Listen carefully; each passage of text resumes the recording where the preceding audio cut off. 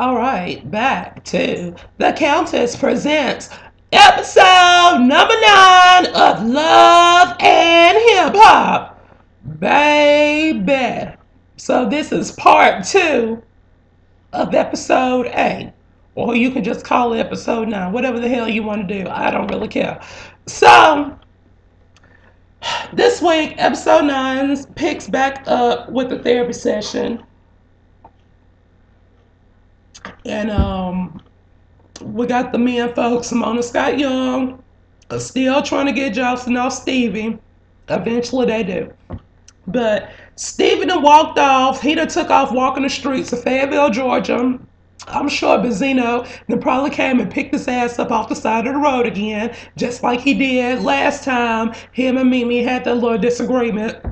And then you have Mimi, overly animated ass. She's still upset and saying he ain't gonna change. Ding, ding, ding, ding, ding, ding, ding, ding, ding. Duh, you just not figuring this out? Mimi, I thought you said you have known this man for 15 years. I've only known Stevie J for 9 episodes. And I know that he is not gonna change. So you and Jocelyn or whoever the else he gonna bring into this fucked up little triangle that y'all got on, that y'all gonna turn into a damn square trapezoid or a parallelogram, whatever the hell kind of shapes you want to make it into. It's just gonna be a mess, Mimi. So you need to either decide if you're gonna be his woman or you're gonna be his baby mama, but make sure you get those monthly coins settled in writing with some signatures.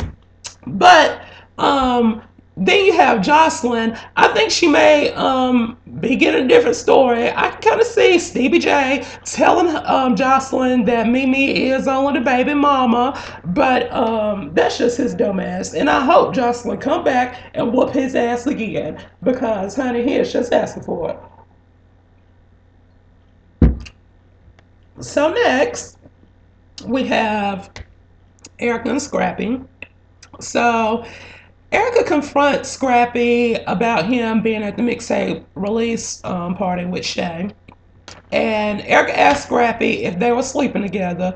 And Chad, can you believe he lied through them big ass chicklet teeth? Honey, I talk about Erica's simple ass and her vintage ass kitchen all the time, but one thing I will say about Erica, what I get from her, she is a very real chick, and that was real talk when she was talking about how they daughter looking at them. And yes, parents, you do have a responsibility when you are raising children, but especially when you are raising young women. Women see that, and I think it is a tad bit true. If you've known your father, women do kind of go for a man that's like their father because that's what they know. So, Scrappy, do you want your little daughter growing up to find a man like you that's double timing your daughter and doing her all kinds of wrong? No, I don't. So, Scrappy, you need to get your shit together. Yes, like I just said, you have a responsibility when you are raising kids, but especially girls. Don't let them think that it is okay to go out and find a sorry ass man. Boom, that is. Anyway,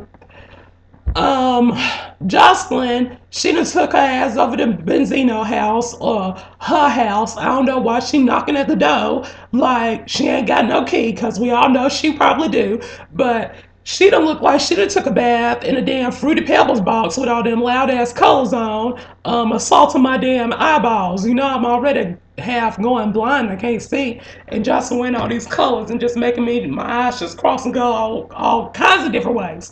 But Benzino trying to stand all in the door like Jocelyn ain't been there before. And Miss Jocelyn, of course, barge in like she the damn FBI working for Toucan Sam.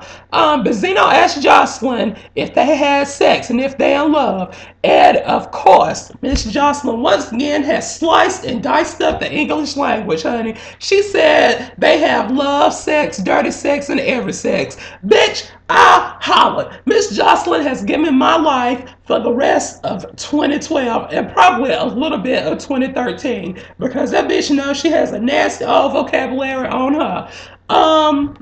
So then we go to Mama D, the national Spelling Bee, Champion, and Scrappy. And Scrappy is trying to tell Mama D he want to give Erica another chance. Mama D ain't having it. She is calling Erica all kinds of bitches and carrying on. But Mama D, if you're gonna say it, please know how to spell it. Now, in Mama D's probably most infamous confessional ever, Mama D done said that she is a bitch. A BICTH, and in that order. Bang, bang. I passed out and hit the floor. Mama D, I love you, but bitch, you need hooked on phonics. And one other thing I want to know, Mama D, do you still have a uterus? Because you was really hard. And I think they might have to check your hormone levels. Anyway, so then after that, Erica goes to vent to Rashida. They looking at bra, swimsuits, some shit like that and things. It was some stage shit. But only thing I gotta say about this is Rashida will still be. Her hair was nappy, but she giving you good old. I didn't feel like straightening my hair teeth, so I'm just gonna throw it up in a nappy ass bun. But I'm still gonna be big. And Rashida, I'm not mad at it for you because you are still serving them hoes straight kitty cat. Anyway, so then you go from that little play date to Carlos, senior citizen ass, and Benzino. They meet up to talk about their fake ass relationship, and Carla talking about Benzino want her to be barefoot and pregnant. But bitch, your eggs is scrambled. You can't have no damn kids. You sound just about as ridiculous as Jocelyn saying she was pregnant. But I guess that's why y'all all of a sudden cool, because y'all talking about these fake babies that y'all trying to have, and y'all climbing rock walls and shit. But I guess they would get close because they are roommates in the love, dirty, and all kinds of sex dungeon together. They probably having orgies and carried on. But Jocelyn, you don't need to give advice. Don't tell Carly her next chapter because your book, honey, is a horror story. So then we go to Rashida and Kirk, probably one of my favorite reality TV couples. So at dinner, Rashida says that she wants to renew her vows. I like this about Rashida. She is always trying to better their relationship with her ugly, cute ass man. And y'all just need to do the damn thing. Kirk, stay out of Rashida's business career and let her do her thing. You just be her husband, what she wants you to be. She wants you to give her love and crack her back when she come home at the end of the day from making them rap songs and carrying on. Boom, baby, I love it. Um, so then after that romantic date, we go to another romantic date of Benzino and Stevie. They at the strip club, honey, pretending to like these women's. When the tea is, they're ready to get back to the house and dig in each other, huh, if you can catch what I mean. But Benzino go to meet up with Mimi after that to try and keep Mimi in the picture because you know him and Stevie is on the down low. So they got to keep the beard, which is Mimi, intact because you know you can't lose the beard to keep up the image. So that's why Benzino got to keep that, going on. But Benzino, you really messed up when you called me Jocelyn. Oh, bitch, you threw shade with them with that one. That's how I knew you was a queen. So then after that, Rashida picks up Erica in that beat ass white Jeep. Oh, Rashida made me want a big ass Jeep Wrangler, honey, or Commander, whatever the hell it's called. Anyway, no, that ain't no Commander. My auntie had a Commander. It didn't look like that. Honey, it looked like a photo Wrangler. That's what I'm gonna call it. But she picked Erica up. They going to this Saving Our Daughters event that K. Michelle is doing a little monologue for about domestic violence. And K. Michelle, she did a good job. She came out looking all torn, beaten and battered and carrying on. And it was real moving. But K. Michelle, only thing I did not like about that was that dress. It could have been a lot better for that makeup and all that emotion you was giving us. I'm just saying, because that dress looked like somebody that was a size 14 and you like a size 6. Like it just looked all kinds of wrong. I don't know. Anyway, Now, Carly, after K. Michelle's little emotional carrying on, Carly then brought Benzino back to the table to talk about him always being angry and shit. And he is defending himself, talking about what the fuck you talking about? I'm angry. Clearly that is not showing any kinds of signs of anger. But and then she tell him that he jealous. Well, I probably could stick with my little mess up that she jealous because Benzino, you are a woman no matter how many tattoos, how many muscles you might have, honey. You are a woman. You and Stevie J are together. Y'all are very versatile. But child, Carla and Benzino, they fake as hell. Carla, I'm tired of this cheap ass red clip in that you got in your hair. And really, I ain't gonna talk about y'all no more because y'all really kind of get on my nerves. But child, now we go to this lunch, honey, with K. Michelle and Rashida, and I'm about to say Machida, K. Michelle and Rashida, and bitch. Rashida, she was really working walking into this venue, honey. She got a nasty old strut. But Rashida, I didn't like it when you said maybe he didn't do that. Kind of feel like that wasn't your place. It's something going on with K. Michelle. If you want to find out, try to find another way of going at it.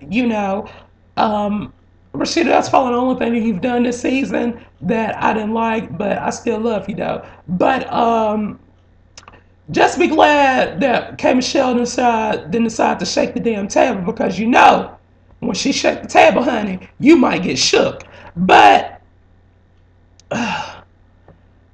with all of that being said, I believe that now, since VH1 has canceled Chad Johnson and Evelyn Lozada, whatever the hell that whole name is, show, it's probably going to be a push for VH1 to push one of these tragic ass relationships from Love and Hip Hop into a spinoff because they're going to need something to fill space.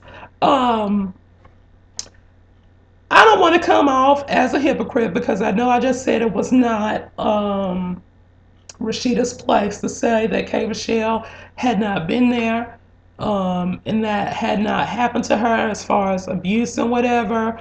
But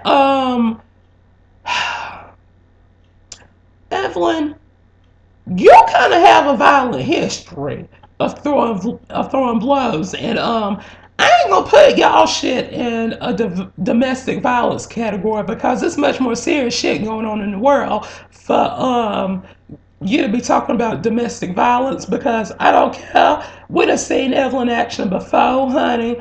Child, that fight was mutually started, I'm quite sure of, and you knew what you were getting into with this man. I'm just saying, we all know that Chad Johnson, formerly Ocho Cinco, is a hoe. But once again, this is what happens when you have a man who is a repressed homosexual. He just needs to go ahead on and break up with Evelyn and get together with Terrell Owens like he wants to. Y'all know that he been fired from the little football team. Terrell Owens, he ain't playing football anymore. He going broke. And he can't pay his baby mama's child support. I saw that on Dr. Phil. And so now Chad about to be broke because he ain't gonna play no football. And his little endorsements, TV shows, everything getting cut because nobody's not trying to support a woman beater. I understand that. So what needs to happen? Chad, Terrell, y'all just get together like y'all want to. Y'all can do some old nasty gay porn because I believe y'all probably be digging into each other anyway because nobody else gonna hire y'all for anything else. So I believe if y'all start doing a little bit of gay porn movies together, y'all gonna get paid because the gays really don't judge too much and they gonna love you regardless of what you done because if you beat on the gay hunter, they're gonna come back and throw a brick at your ass. But that's my advice for them. That's really all I gotta say about this episode. Next week is the season finale, so I'll be back with that. And then, of course, the reunion is probably gonna be after that. And no telling, honey, how many parts they gonna have to cut that shit into because they said that K. Michelle knocked Rashida ass unconscious and shit. So, but that's all I got for you this week. I will be back with another week of Love and Hip Hop and whatever random bullshit I think of. Until then, good day.